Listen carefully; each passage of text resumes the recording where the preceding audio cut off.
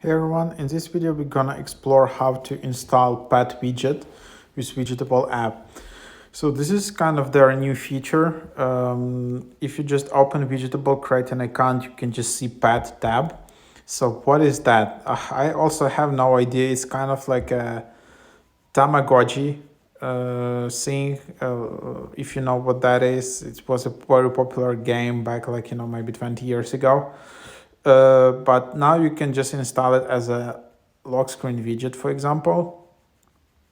And then, yeah, you basically you just have like kind of an egg, and then you can select an egg or a pet. So I can just select an egg, and this kind of means like that in 24 hours, this egg will just become a pet. So then I can just save it, and then it just appears in my lock screen widgets. And the whole point is now then, okay, let's just go to settings and then go to wallpaper, and then let's just tap customize here. That's how I add in lock screen widgets.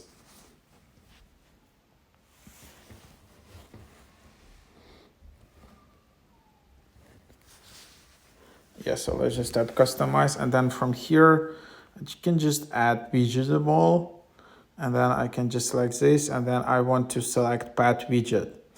So now I will kind of have this pet widget in my lock screen, and then it kind of in 24 hours, instead of an egg, I will see a pet.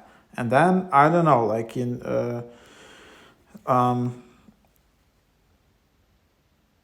and then yeah, there are some like notifications coming out, there are some messages. I don't know if you need to open it up and you need to feed it or like anything, or you're just interested to see how it grows up, or how it gives you some, some current weather, or just yeah, some interesting message or something like that. But yeah, it's pretty fun feature. That's a lot of people liked it, because it's not that boring as if you just describe, like if you just set up your weather widget just like that.